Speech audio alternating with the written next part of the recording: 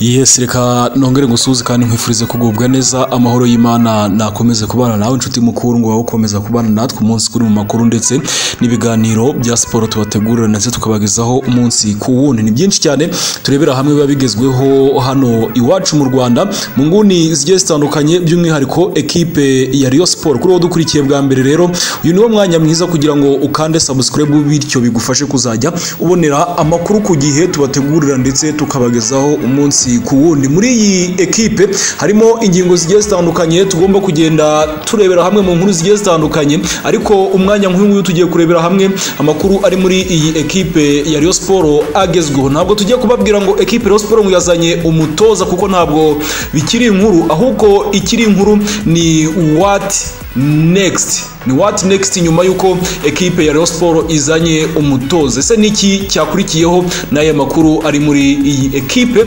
yambara ubururu n'umweru ikunzwe n'abatari bakeya? Kuri uyu wa kabiri ifitanye umukino wo kwishyurana Interforce, n'umukino wo mu gikombe cy'amahoro. Ese umutoza Joro araza gutsinda intare Interforce nyine mu mukino wo kwishyura akarifiye ekipe ya Rayon Sport? Ese imyitozo ari harakoresha imeze ute? Byose tugiye kubirebera hamwe, ariko nanone Kizigenza umukinnyi ngenderwaho muri iyi ekipe ya Rayon Sport yamaze kugaruka mu myitozo mu gihe kingana cyangwa se nyuma y'amezi agera kuri 2 atagaruka muri iki kibuga cya Rayon Sport, cyangwa se nyine atagaragara ku mikino ya Rayon Sport. Tugiye kubirebera hamwe n'izindi team news nyinshi zihari cyane muri iyi ekipe yambara ubururu n'umweru ze kubambabwira ngo bimeze biti. Ese niki yatangaje cyangwa se niki cyizere atanga ku Rayon? Reka mbanze nkubwire ko rero nyuma y'amezi 2 atagaragara mu bikorwa byose bya Rayon Sport, umurundi Aruna Musamajariwa yaciye amarenga ko vuba asiza gusubukura imyitozo. Ni mu butumwa rero yanyujije kuri page ya Facebook asanzwe anyuzaho amakuru ye yose. Rero mu mwambaro wa Rayon Sport yagize ati Imana nibishaka, ati tubona vuba. Uyu mukinnyi rero yaherukaga gukinira Rayon Sport ku munsi wa 10 wa shampiyona ya 2023-2024 wakinwe tariki ya 4 Ugushyingo 2023, batsinda Mukura Victory Sport ibitego 4-1, akaba yaratsinzemo n'igitego. Kankubwira ko kuva icyo gihe ntabwo arongera kugaragara mu mikino ya Rayon Sport, aho avuga ko yavunitse. Ni nyuma yo kwitabira ubutumire bwa ekipe y'igihugu y'u Burundi yakinye na Gabon ndetse na Gambia. Uyu mukinyi akina mu kibuga hagati, winjiye muri Rayon Sport muri Nyakanga 2023, yabwiye iyi ekipe ko afite imvune ikomeye cyane. Gusa andi makuru akavuga ko yaba yarabikoze ngo mu rwego rwo kunaniza iyi ekipe nayo ngo ikaba yarakara ikamwirukana, cyane ko ngo ari byo yifuzaga ngo bimworohere guhindura ekipe, kuko yabyirwaga ko yabonerwa ekipe nziza hariya mu bihugu by'Abarabu. Reka nkubwire ko rero uyu mukinnyi bivugwa ko n'ubuyobozi bwa Rayon Sport ngo bwabivumbuye ngo bukamwihorera, nkuko nyine byagiye bitangazwa mu nkuru zacu zagiye zibanza twagiye tuyibabwira.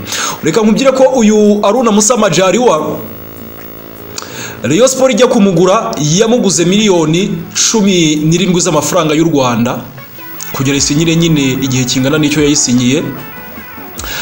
Izi miliyoni 17 zaje kwiyongeraho izindi miliyoni zigera kuri 4 zahawe ekipe yaturutse muri Rayon Sport. Ijya kumusinyisha yamusinyishije izi ko nta tubazo n'utu na dutoya afite muri ekipe yaraturutsemo.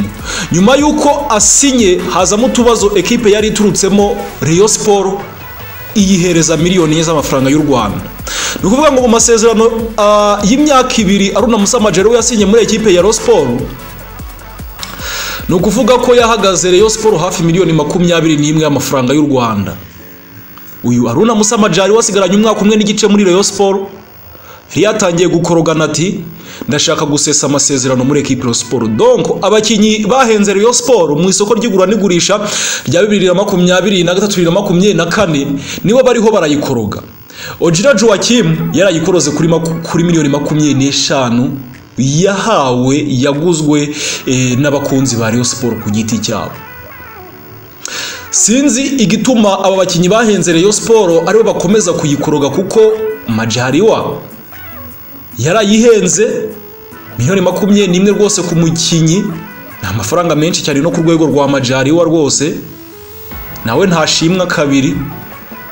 Na Ojira Joachim waje ameze neza cyane, buno nawe ntashimwa kabiri, ntabwo ibyo akina bikonveka abakunzi ba Rayon Sport. Gusa equipe ya Rayon Sport iriho kugenda yubaka nyine mu buryo bugiye butandukanye, ndetse bafata good decision cyangwa se umwanzuro mwiza kandi unakomeye ku mpande zombi ku cyateza imbere equipe ya Rayon Sport irangajwe imbere nyine na Uwayezu Jean Fidel, wavuze ko naramuka yiyamamarije kuyobora indi manda cyangwa se w'indi manda muri Rayon Sport, nubwo mbere gato ko sezo ya 2023-2024 itangira, ubwo yakoraga ibiganiro ku maradiyo agiye atandukanye, haba kuri Radio Rwanda mu kiganiro cy'urubuga rw'imikino, Radio 10 and TV 10 ubwo ni mu rukiko rw'imikino, ndetse no muri Kick Off ikiganiro cya Televiziyo Rwanda. Turakora flashback, dusubiza amaso inyuma. Yavuze ko atazongera kwiyamamariza kuyobora Rayon Sport, ngahuko azatanga umwanya abandi bakayobora, byibuze aho bamukeneyeho inama akaba yazibagira. Ariko kuri iyi nshuro bitewe n'ibyo Skoro yagiye imusezeranya igihe yakongera kuyobora Rayon Sport, 45% rwose Uwayezu Jean Fidel arakomezanya na Rayon Sport iyindi manda. Biravugwa ko rwose uriya mwanzuro yari yafashe ngashobora kwisubiraho, kuko Skoro yari yamupropoje proposal nyinshi zigiye zitandukanye. Ati dushobora kumvikana payroll yose ya Rayon Sport ikajya ku bakozi ba Skoro ya buri kwezi. Ati tugafata Rayon Sport Women Football Club ikabi yacu, noneho na Rayon Sport y'abato Skoro ngo ikayishyira mwari ya macumbi yayo ya Skoro muzi nyine ari amacumbi ya Skoro, noneho n'abandi biga ikabarihira amashuri, ndetse na bamwe bakenera money extraction, ntago twayita nka salary, bana baba bararangije amashuri bakeneye amafaranga makeya, Skoro byose kabyishyura. Ngariko ibi bikaba biri kuri condition. Iyo condition ni iyi, ngo yuko Uwayezu Jean Fidel yakongera kwiyamamariza kuyobora Rayon Sport akayobora. Rero Uwayezu Jean Fidel ubwo yakoraga ikiganiro n'itangazamakuru ariho kugenda avuga byinshi bigiye bitandukanye mu minsi yasize, yatangaje ko niyongera kuyobora Rayon Sport ikintu azakora azahita azana directeur technique, kuko bamaze kubona ko kuri côté finance ari abahanga bafite namenye Patrick SG ni umuhanga cyane, ariko kuri côté ya sport, côté club ntabwo bigenda neza. No bwa mbere twumvise Rayon Sport imaze igihe kinini badataka ibibazo by'umushahara. Côté finance rwose bimeze neza cyane, ariko ku ruhande rw'abasportif ntabwo bimeze neza. Ntabwo uzabwira umufana ngo twakoze byose ngo abakinyi barahembwa, ariko batabona ibyishimo byabo ku kibuga aribyo biba byabazanye. Ibyishimo byabo nta kindi ni ukubona insinzi. Reka ibi duse nk'abisoreza ngaha twerekeze ku mutoza Joro. Uyu mutoza w'umufaransa rwose amaze kugira muri equipe ya Rayon Sport mu gihe kingana n'amezi 6, ariko ashobora kuzongerwa nk'uko byakomeje kugenda bitangazwa mu bitangazamakuru bigiye bitandukanye. Kuri iyi nshuro araza gutoza umukino we wa mbere na Interforce, ni umukino w'igikombe cy'amahoro wo kwishyura ku isaha 12 kuri Kigali Pere. Ese uyu mukino araza kuwitwara mate?